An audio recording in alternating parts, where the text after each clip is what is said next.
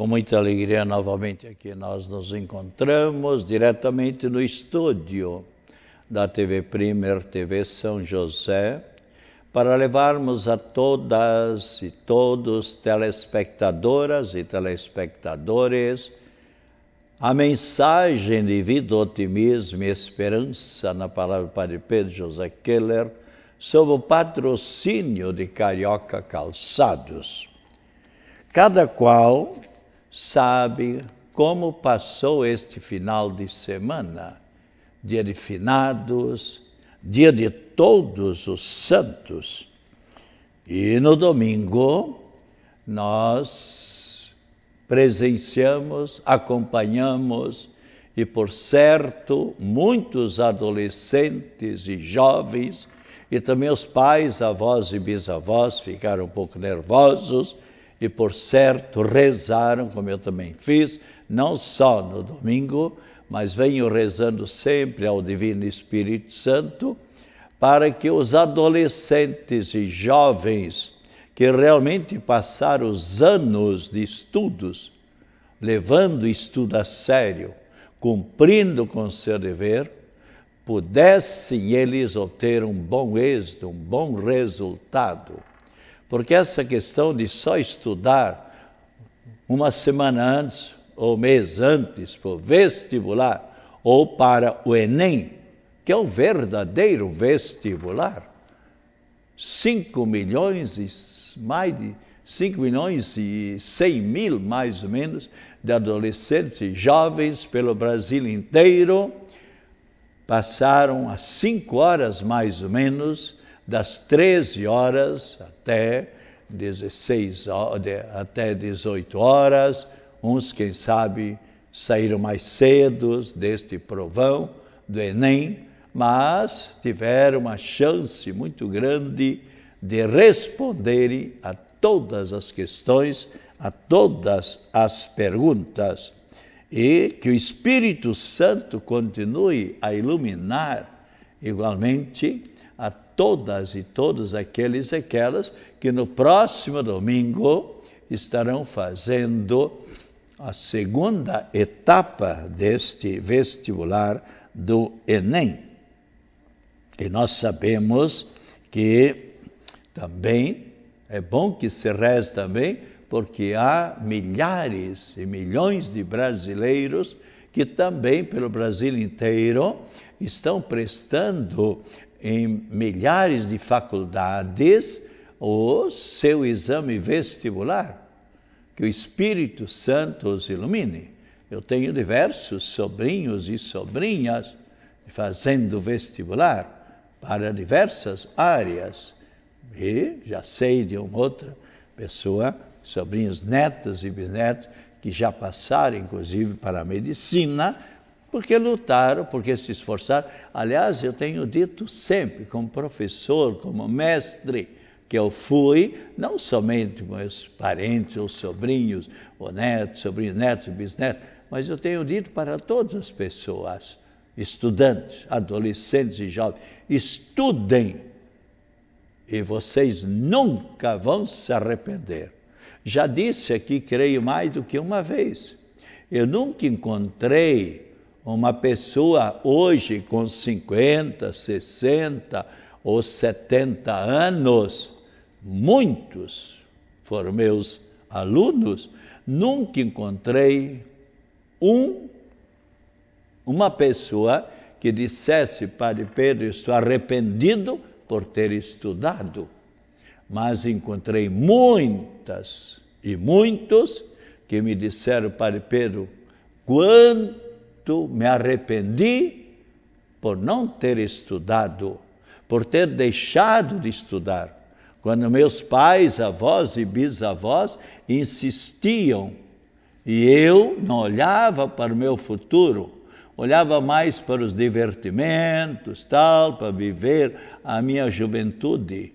E hoje que eu vejo colegas meus, amigos meus, primos meus formados, até com um emprego relativamente bom, e eu estou tentando, por meio, entregando currículo vitae aqui e acolá, e não consigo nenhum emprego.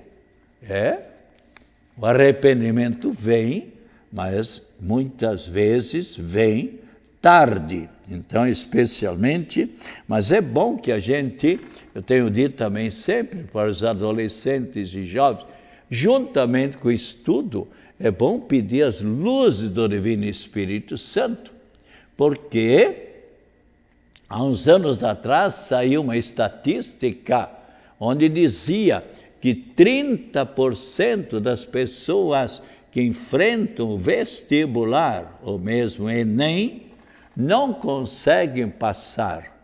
Por quê? Apesar de ter estudado e conhecem a matéria, mas o nervosismo das pessoas. Então, reze para que o Espírito Santo faça que você seja bem calmo, bem tranquilo. Foi o que eu também, por telefone, falei para diversas sobrinhas e sobrinhos. Enfrente o vestibular com tranquilidade, com serenidade. Reze ao Divino Espírito Santo. É o Espírito Santo que ilumina a mente da pessoa e das pessoas. Então, nós devemos procurar. E também reze ao Espírito Santo para que você, quando vai enfrentar o vestibular, quando você vai fazer a inscrição, que você, mais ou menos, se não com toda a certeza, mas que você, mais ou menos, veja aquilo para o qual você tem as aptidões, tem as qualidades, tem os talentos, tem os dons, porque nós sabemos, vocação acertada, vida feliz. Eu sei de um jovem, hoje está com os seus 43 anos, mas até acompanhei, era noutra capital. O que aconteceu com esse jovem? Quando enfrentou o vestibular, ele até me telefonou, me conhecia, pedindo que eu rezasse ao Espírito Santo.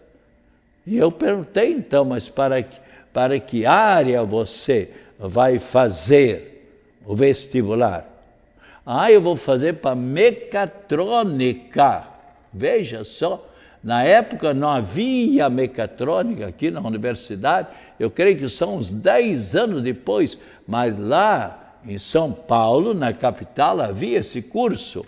Eu parabenizei, eu disse, ótimo, é algo para o futuro. Assim que você se formar, você logo tomará emprego, porque apenas havia, estou dando um exemplo real. E quando esse jovem, faltava, quanto me consta, 2 fases para terminar a mecatrônica, simplesmente, pais, eu não gosto mais desse curso, tal, pronto, deixou, abandonou e fez outro vestibular. Passou para informática. Veja, eu acompanhei de propósito esse caso. Era uma família conhecida lá de São Paulo. Tá? Fez até a 6ª fase, a informática, e abandonou também a informática. Aí ficou parado 1 ano, para depois fazer um curso tal, que o mercado está superlotado já, onde não consegue mais vaga. E ficou parado 1 ano, para depois então fazer vestibular para essa outra área, se formou e sabe o que está acontecendo? Até hoje não tem emprego. Por quê? Se ele tivesse continuado, se formado em mecatrônica, ou mesmo depois em informática, estaria empregado. Hoje está rodando para lá e para cá, vivendo à custa dos pais. E eu então, veja só, você acompanha comigo, este adolescente, hoje já com seus, creio, com 40 e poucos anos, simplesmente tirou um lugar de outra pessoa que gostaria de enfrentar a mecatrônica e que seria útil hoje para a sociedade. Ficou matando o tempo, por assim dizer, e depois tirou um lugar de alguém que poderia formar-se na informática para abandonar também. Uma pessoa que talvez não rezou, não pediu as bênçãos de Deus, não acertou a vocação, e é uma pessoa, podemos dizer, quase inútil hoje em dia. Eu tenho pena, e assim, a terça parte das pessoas que começam vestibular nos diz estatística que durante o curso vão abandonando, vão trocando de curso, vão trocando de área, mas é um peso morto para a nação que tem tanta despesa com esses estudantes, ou despesa para os pais. Por que o senhor está falando isso, Padre Pedro? Eu disse outro dia, o padre não é somente para falar sobre religião. Estou falando sobre isso para o bem dos estudantes. E eu tenho certeza quantos pais ou quantas pessoas responsáveis, ou professoras e professores, estão de acordo com o que o Padre Pedro está dizendo neste momento. E a pessoa, esse caso que eu acompanhei, e assim eu acompanhei diversos casos já, diversas pessoas, abandonei o curso, mas como? Por que abandonou o curso? Não gostava, mas faltou você pedir as luzes do Espírito Santo para mais ou menos acertar a vocação sua. Então, é necessário, e a gente lastima quando isso acontece.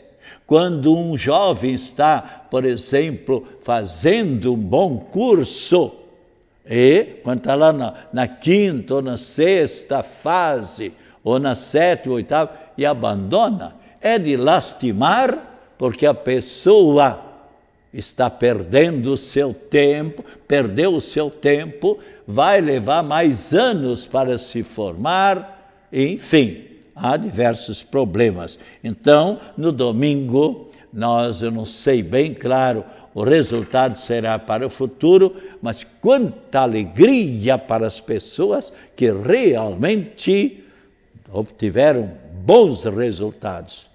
Por exemplo, eu soube de um curso numa grande cidade também do Paraná, ontem eu soube que pessoas que já fizeram vestibular há uns 2 domingos atrás, numa universidade bastante importante, de uma cidade importante, 8.000 candidatos. 3 pessoas tiraram 10, somente 3 pessoas na redação. Que coisa maravilhosa! Tirar 10 na redação, peso maravilhoso, peso que já dá uma graduação, e sem dúvida nenhuma, essas 3 pessoas, claro que vão passar, sem dúvida nenhuma. Então, nós podemos rezar em favor daqueles estudantes, e, aliás, de todos milhões, que no próximo domingo, no Brasil inteiro, estarão prestando a segunda etapa do Enem. E as pessoas que realmente estudaram, que possam manter-se calmos, tranquilos. Quanto ao dia de finados também, que nós celebramos no sábado, sabemos que não há obrigação nenhuma. Às vezes tem pessoas, Padre Pedro, eu não fui ao cemitério. Não há obrigação nenhuma de ir ao cemitério. Não fique com a consciência agora julgando-se culpado. Também não levei velas, também não levei flores. Por que levar velas? A vela é símbolo de luz. Cristo Jesus disse, eu sou a luz do mundo. Se você abrir, por exemplo, São João, capítulo 8, versículo 12, está bem claro, onde Cristo Jesus diz: eu sou a luz do mundo. Quem me segue, olha, até aqui, estou no capítulo 14, mas veja aqui, capítulo 8, versículo 12. Está bem claro Cristo Jesus dizendo para todas e cada um de nós.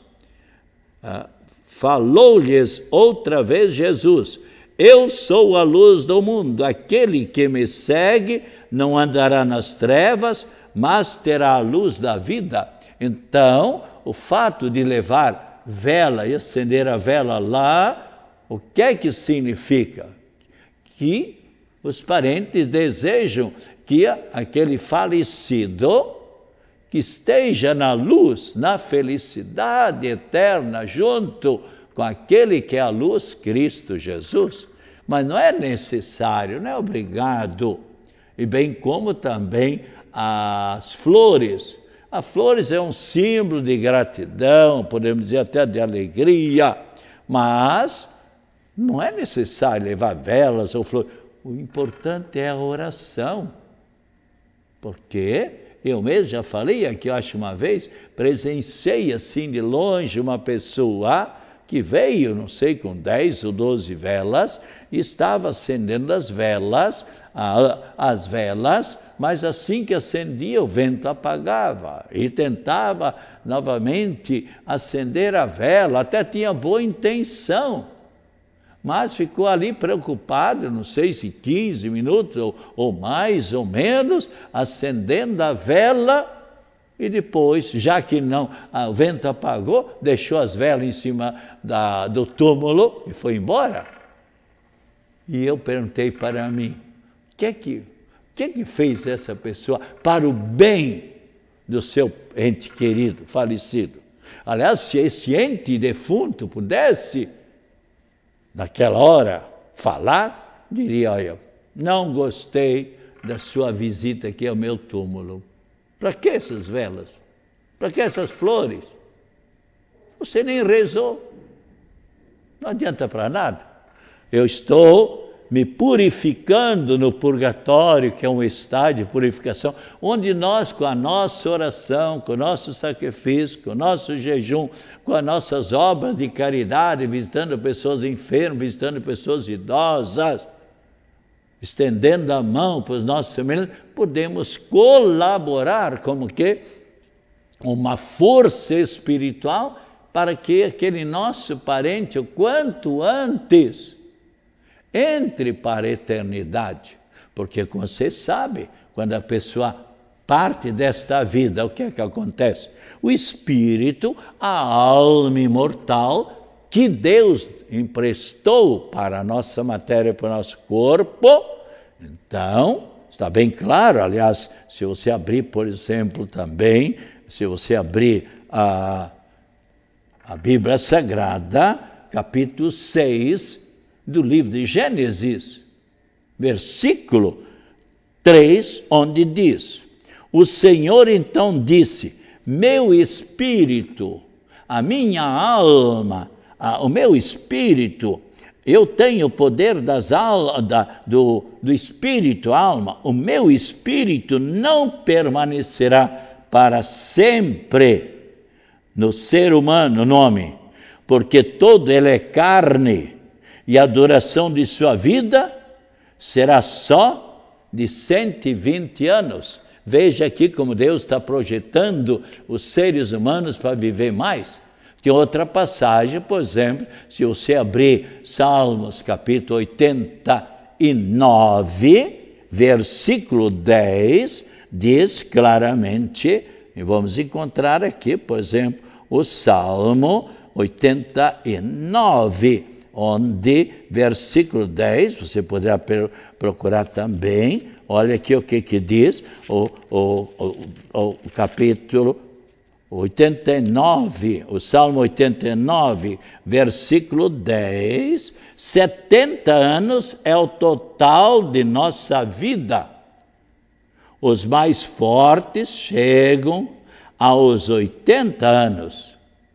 Aqui fala 70 e 80, mas se você abrir o livro de Eclesiástico, você encontrará lá outra passagem onde Deus nos diz claramente, Eclesiástico, capítulo 18, versículo 8, onde claramente o livro de Eclesiástico, capítulo 18, versículo 8, nos diz o quê? A duração da vida humana é quando muito de 100 anos. De 100 anos. Então fala 70, 80, 100 e 120. No dia da eternidade, esses breves anos serão contados como uma gota de água no oceano ou como um grão de areia. O que quer dizer isso? Quer dizer exatamente, para Deus não existe 70 anos, 80 anos, 100 anos, 120 anos. Para Deus tudo é presente. Para Deus não existe a cronologia, o ontem, o hoje, amanhã. Se eu falo, na semana passada eu estive em tal lugar, ou ontem eu estive lá no cemitério assim, você sabe o que eu estou dizendo. Anteontem, não foi ontem. E se eu disser hoje eu visitei uma pessoa enferma lá na sua casa ou no hospital, então você sabe, ontem, hoje, e se eu falo amanhã, você sabe, mas para Deus não existe o ontem, hoje, amanhã, para Deus é tudo presente. Então aqui, exatamente, então diz aqui claramente, quando eu retirar o espírito da pessoa, a pessoa partirá dessa vida para outra. Ou seja, Deus é o dono da nossa vida. E se nós vivemos, porque nós temos um espírito, uma alma imortal dentro de nós. E aí, quando nós morrermos, o que acontecerá na eternidade conosco? É só nós abrirmos Mateus, capítulo 25, e já encontrei Mateus capítulo 25, versículo 31, onde Cristo Jesus nos dirá: vinde bendita ou bendito de meu Pai, tomai posse do reino que vos está preparado desde a criação do mundo. Então, a felicidade eterna.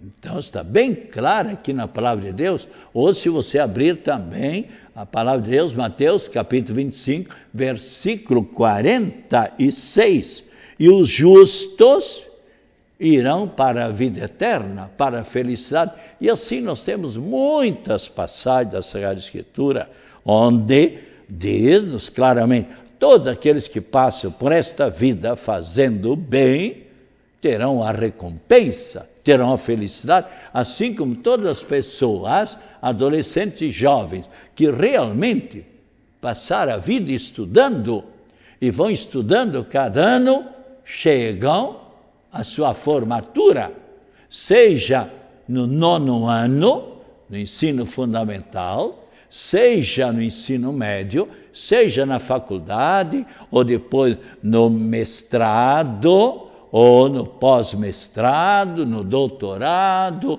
ou no pós-doutorado, ou no curso de especialização, quem sabe até no estrangeiro. Então, a alegria da pessoa. Assim, o maior diploma que o ser humano pode receber é o diploma da felicidade eterna. Então, santos, que nós celebramos domingo, todos os santos. No sábado, dia de finados, nós somos convidados a rezar, a oferecer nossas lutas, nossas orações, nossas caridades, visitas aos doentes, as obras boas em favor daquelas pessoas que se encontram no purgatório, se purificando. Conforme também lemos em Mateus, capítulo 6, versículo 26, onde diz claramente a palavra de Cristo Jesus, que a pessoa então não sairá dali, da prisão, fala aqui a prisão, capítulo 6, por exemplo, aqui claramente, capítulo 6, versículo 6, onde diz então que não sairá ali da prisão sem ter, primeiramente, cumprido com ter pago até o último centavo. Então, claramente, a palavra aqui de Cristo Jesus, onde nós encontramos, então, capítulo 6, onde está bem claramente, e não sairá dali até ter pago até o último centavo.